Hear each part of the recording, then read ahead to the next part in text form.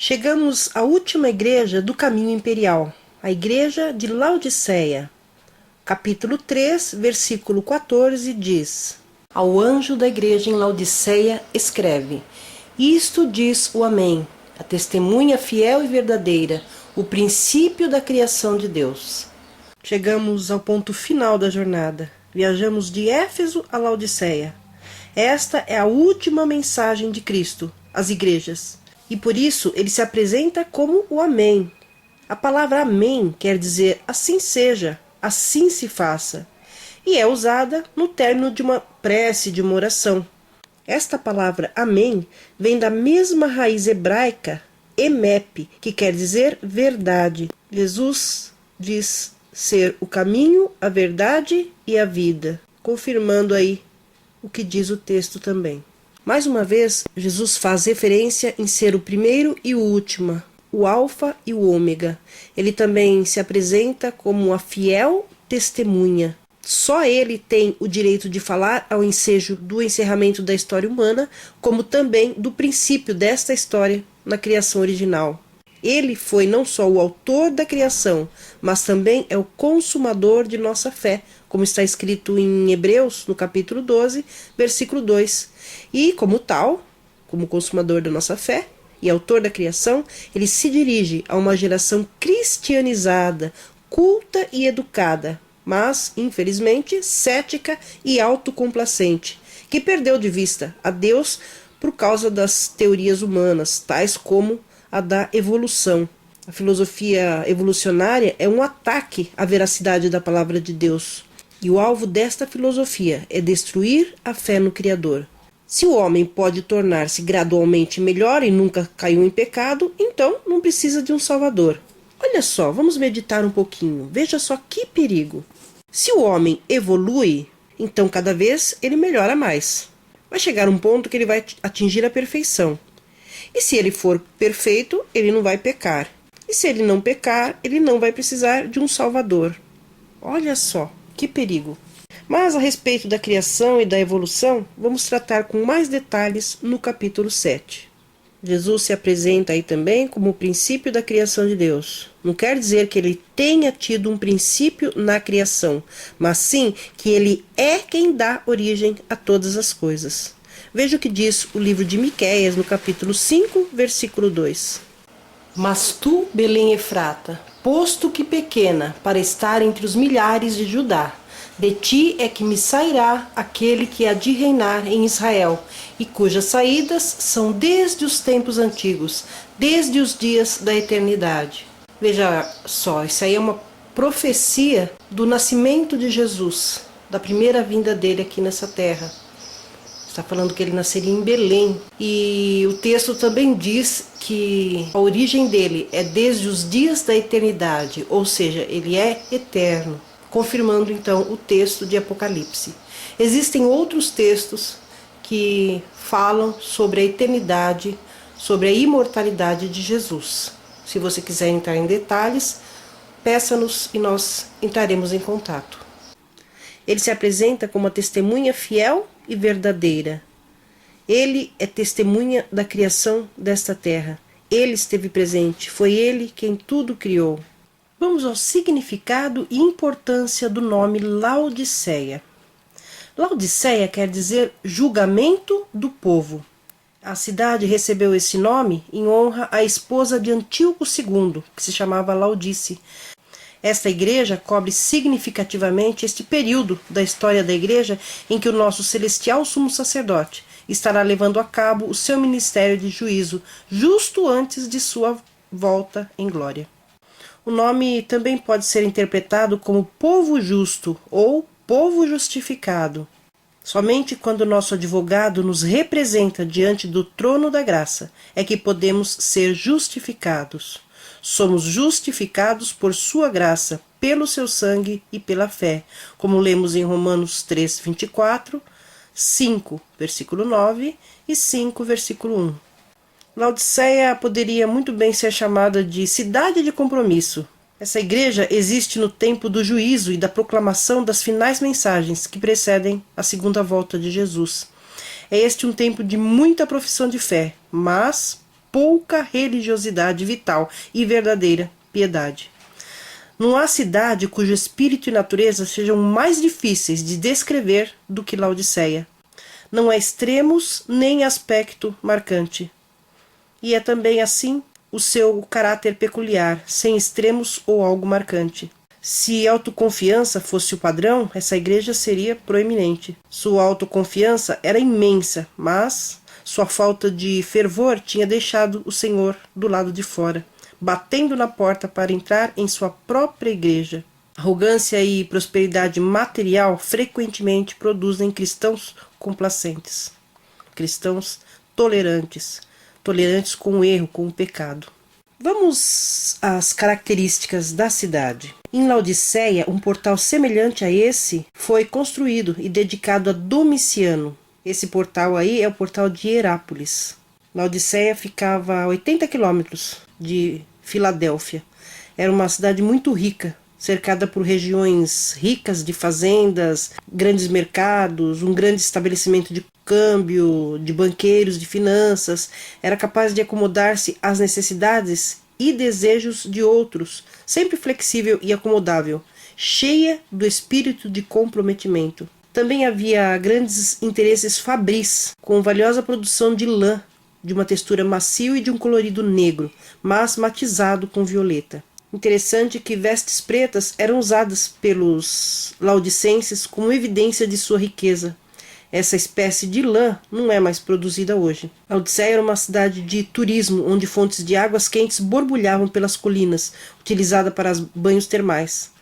Na cidade também havia uma importante escola de medicina, situada no Templo de Caru, um dentre os 200 templos no mundo antigo dedicado a Esculápio, que é aquele deus serpente que nós já dissemos em estudo anterior. E relacionada com a escola havia uma indústria de colírio medicinal especial. Era feito de uma pedra chamada frígia, e em virtude de sua riqueza, os cidadãos eram orgulhosos, arrogantes e satisfeitos consigo mesmos. Essa rua não fica em Laodiceia, ela é a rua principal de Herápolis, pavimentada e circundada de majestosas colunas, mas a rua principal de Laodiceia deveria ter sido similar a esta da foto. O pavimento da rua mostra a marca deixada por veículos que passavam por esse caminho na antiguidade. As ruas de Laodiceia também ficavam repletas de gente por ser uma das principais rotas de comércio na Ásia Menor. Um importante concílio foi realizado nessa cidade, o concílio de Laodiceia, onde ali 32 bispos selecionaram os livros que fariam parte da Bíblia, que comporiam a Bíblia. Ao longo do vale de Laodiceia está uma enorme fonte termal. Depósitos de mineral branco das fontes são visíveis a quilômetros de distância. A cidade de Herápolis foi construída próximo a esse local. Embora Laodiceia fosse próspera, ela tinha problemas com água. Por isso, foi construído um aqueduto que transportava as águas térmicas de Herápolis para Laodiceia. Porém, quando a água chegava em Laodiceia, não estava quente nem fresca, estava apenas morna. Como Laodiceia, Herápolis tinha um teatro que é mostrado aqui. Cabiam 15 mil espectadores para peças, competições musicais e eventos cívicos. Laodiceia estava localizada próximo ao templo do deus Menkarou, que era considerado deus e pai de seu povo. Como já dissemos, uma famosa escola de medicina estava conectada com o templo. Nos templos de Roma, Menkarou foi identificado como Zeus, o maior dos deuses gregos. E o deus de Laodiceia é mostrado em roupa greco-romana. Elogio para essa igreja não tem. Não havia elogio para a igreja de Laodiceia, pois ela absorveu o orgulhoso espírito do mundo ao seu redor e está em perigo espiritual. Isto exigia uma repreensão do Senhor, que nós encontramos nos versos 15, 16 e 17, que diz: Conheço as tuas obras, que nem és frio nem quente. Oxalá foras frio ou quente. Assim, porque és morno e não és quente nem frio, vomitar-te-ei da minha boca. Porquanto dizes: rico sou e estou enriquecido, e de nada tenho falta, e não sabes que és um coitado e miserável, e pobre e cego e nu. Veja só, Jesus diz: conheço as tuas obras. Essa frase Jesus disse as outras igrejas e também a igreja de Laodiceia. Ele realmente está querendo dizer: ninguém mais conhece você como eu, nem você se conhece como eu conheço. Jesus sabe o que é feito, como é feito e por que é feito. O texto aí diz também que a igreja de Laodiceia não é fria nem quente, ela é morna. Os laodiceanos eram mornos. Hoje, nós somos mornos, nem muito bons nem muito maus, nem hostis nem comprometidos, nem mesquinhos nem generosos, nem infiéis nem crentes fervorosos. Nem se opunham ao evangelho, nem o defendiam, nem agiam mal, nem se dedicavam muito a fazer o bem, nem de má reputação, nem conhecidos pela sua santidade. Uma pessoa pode ter um bom conhecimento teológico, mas estar dormindo. Esse termo quente aí representa uma igreja pronta a fazer o bem, repleta do primeiro amor, cheia de louvor e de alegria. O termo frio é um estado desconfortável bastante para saber que algo está errado. Mas a igreja de Laodiceia é reconhecida como morna, uma mistura de quente e frio, uma mistura de mundanismo e religião, o que é, para Jesus, nauseante, causa náuseas. Religiosa o bastante para não desprezar o seu nome, mas mundana demais para assumir uma posição firme e unida ao lado de Jesus. Não há problema doutrinário, o problema dos laodiceanos é a atitude. Eles são ignorantes acerca do seu próprio estado e satisfeitos consigo mesmos. Os banhos mornos de Laodiceia, nem frio nem quente, eram um símbolo trágico dos cristãos professos que estariam vivendo logo antes da volta de Jesus. Aparentam cultura e, no entanto, são miseráveis, pobres, cegos e nus. Favorecidos com bens, com belas igrejas, instituições, centros de cultura e instrução, mas falta-lhes o essencial, a experiência cristã. Que situação lastimosa! A geração atual está vacinada pela atual dose necessária de cristianismo para nos tornar imunes ao que é genuíno. Essa situação prevalece justo neste tempo, onde o Senhor está prestes a voltar. Ser morno é pior do que ser frio, ou seja, é pior do que ser iníquo. Tiago 2, 10 e 11 diz que para Deus não há meio termo, ou se é justo ou não. Pessoa morna, na aparência, é quente, mas na realidade é frio. Ou seja, faz as obras de quem é justo e santo, mas na realidade o seu coração continua sendo iníquo. Por isso Jesus diz: conheço as tuas obras. Fazem obras, mas baseadas nas suas próprias forças. O seu coração não foi transformado pela graça de Deus. A pessoa se justifica pela sua própria justiça, e isso para Deus é abominável. É andar em completa iniquidade. O texto diz que os laodiceanos eram coitados, infelizes. Eles estavam oprimidos por um fardo, que eram as riquezas que eles tinham e que eles imaginavam que tinham que carregar. Em lugar de ajudá-los, ela somente os atrapalhava. Jesus também disse que os laodiceanos eram miseráveis, ou seja, dignos de pena. Jesus, veja só o termo aqui, não os odeia, mas sentia pena deles, ou seja, de nós cristãos que estamos vivendo nos últimos dias. Diz também serem pobres. Apesar dos edifícios luxuosos, dos equipamentos modernos, ela é pobre em membros, pobre no seu esforço, pobre em oração, pobre em dons e na graça, enfim, pobre em tudo. Diz também ser cegos. São cegos para as necessidades do próximo e não enxergam a vinda de Cristo nem a sua glória. Somos cegos, mas não incuráveis. O grande médico está pronto a nos socorrer. Assim como aquela cidade era conhecida por aquele colírio, a se referir às pessoas que viveriam nos últimos dias, sendo cegos para as coisas que vêm dos céus. Eles estavam tão cegos que não viam a própria nudez. Essa expressão nus se refere ao estar desprovido das vestes de glória e beleza que devem adornar a igreja, que é a noiva de Jesus. Os laodiceanos eram aparentemente justos, mas, na verdade, estavam nus. Os cristãos, nos últimos dias, estão aparentemente representando justiça, mas estão, na verdade, nus. Nós precisamos nos revestir da justiça de Cristo, que é o que representa as vestes brancas. Conselho para essa igreja, nós vemos no versículo 18.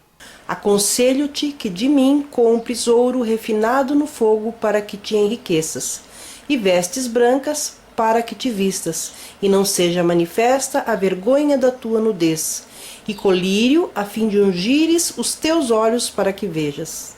Jesus apela terna e amoravelmente a nós, dizendo: eu te aconselho. Jesus nos aconselha a comprarmos dele colírio, ouro refinado no fogo, vestes brancas. Veja só, no caso do colírio, os laodiceanos tinham a fama do colírio para os olhos, mas faltava-lhes a visão, a luz. E Jesus aqui oferece colírio para que eles vejam. Nossa, que linguagem mais apropriada, não? Esse colírio representa o Espírito Santo.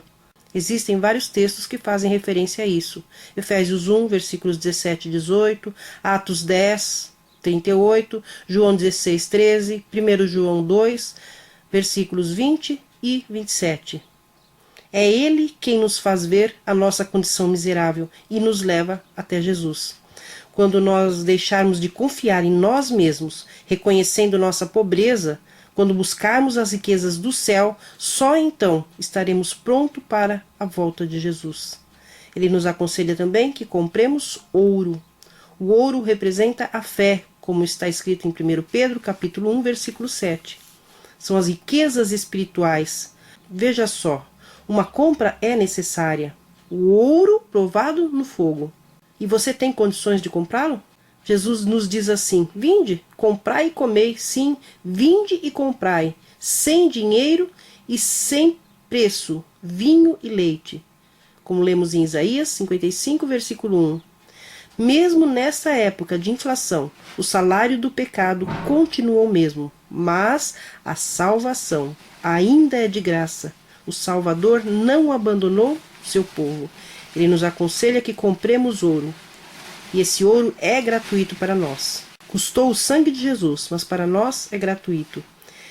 Jesus aqui diz para comprar esse ouro provado no fogo. O que será que ele quer dizer com este termo? Aquele que está ao lado de Cristo e defende a verdade, passa e vai sempre passar por momentos difíceis, perseguições, provações, até a sua vinda. Mas, assim como o ouro, que no seu estado natural é bruto, não passa de uma simples pedra, e quando passado pelo refinamento, pelo crisol, para ser purificado, se torna algo valioso, assim também somos nós. Ele nos oferece também vestidos brancos. A parábola de Cristo, do homem que não possuía vestes nupciais, em Mateus 22, é um vívido quadro dessa última igreja. Como já vimos, as vestes brancas representam a justiça de Cristo. Nossa própria justiça é como trapos de imundícia. Isso nós lemos em Isaías 64, versículo 6. A justificação nos é dada, isto é, vem de Deus.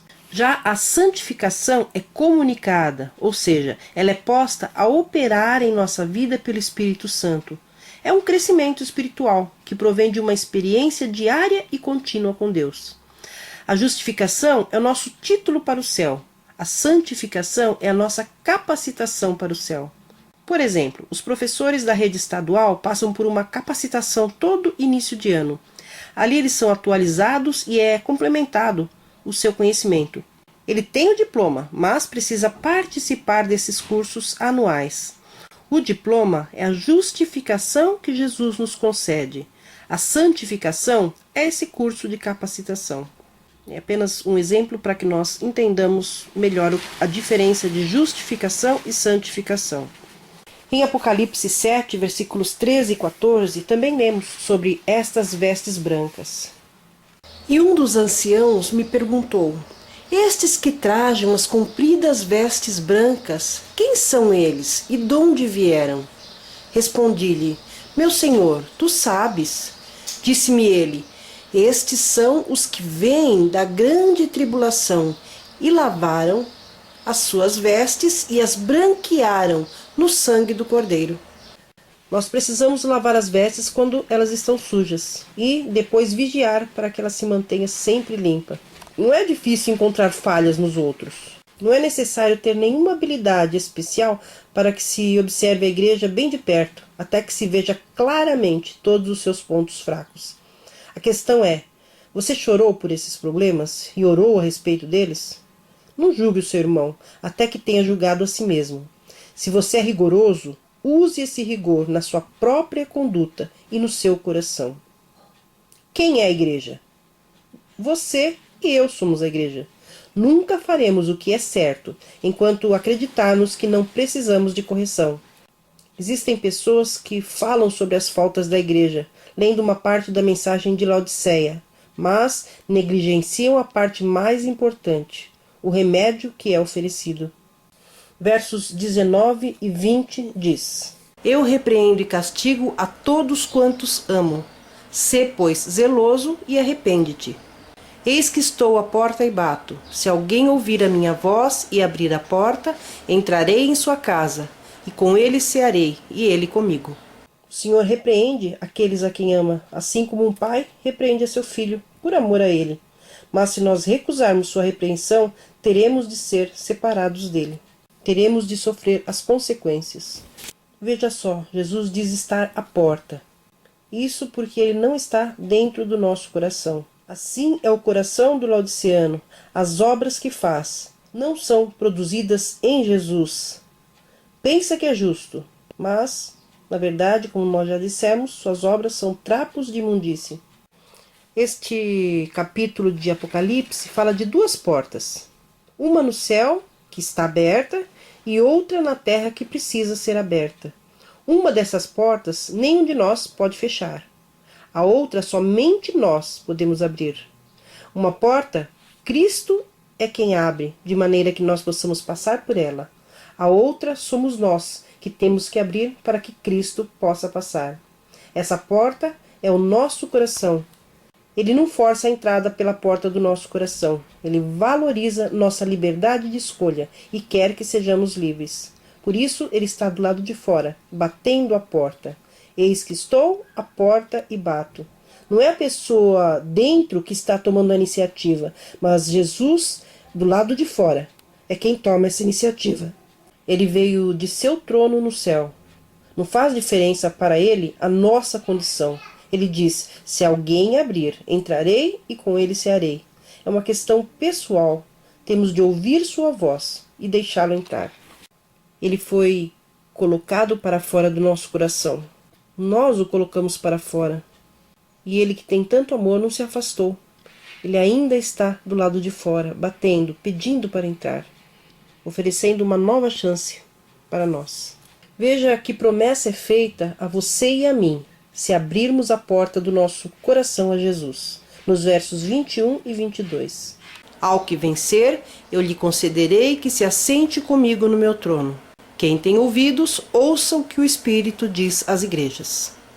Olha só a promessa. O que vencer se sentará no trono juntamente com Jesus. Então ele não somente ceará conosco, mas também repartirá o seu trono. Esta é, sem dúvida, a mais profunda promessa da Bíblia. O ato de cear cria um laço de associação entre duas pessoas.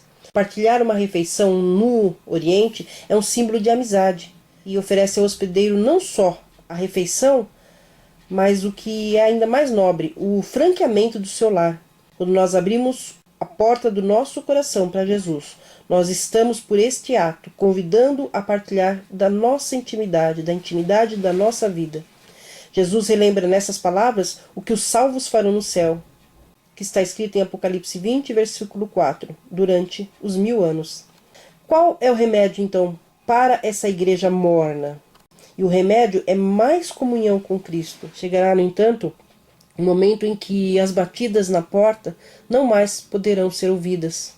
Por isso, ele diz: quem tem ouvidos, ouça o que o Espírito diz às igrejas. Pudemos ver no estudo das 7 igrejas as promessas de Jesus aos que vencerem. O pecado privou a humanidade de bênçãos que Jesus promete serem devolvidas a nós se vencermos. Vamos relembrar aqui algumas. No livro de Gênesis, nós vemos a queda, a entrada do pecado no mundo. E em Apocalipse, a redenção pela graça. Em Gênesis, nós lemos que o pecado nos privou da árvore da vida. O Apocalipse nos diz que nós receberemos novamente a árvore da vida, se formos vencedores. No Gênesis, vemos que o pecado colocou-nos sob sentença de morte. A promessa de Jesus para o vencedor é vitória sobre a segunda morte. O pecado nos força a ganhar o nosso pão. Jesus promete ao vencedor o maná escondido. No Gênesis, vemos que o pecado roubou nosso domínio. E Jesus nos promete poder sobre as nações. O pecado deixou-nos nus. Já Jesus nos promete vestidos brancos. O pecado nos expulsou da presença de Deus. A graça de Jesus, ao que vencer, provê condições para que nós voltemos à presença de Deus. Por causa do pecado, nós voltamos ao pó. Pela graça de Jesus, o vencedor é colocado no trono de Deus. Quando nós ficamos doentes, nós procuramos um médico, não é?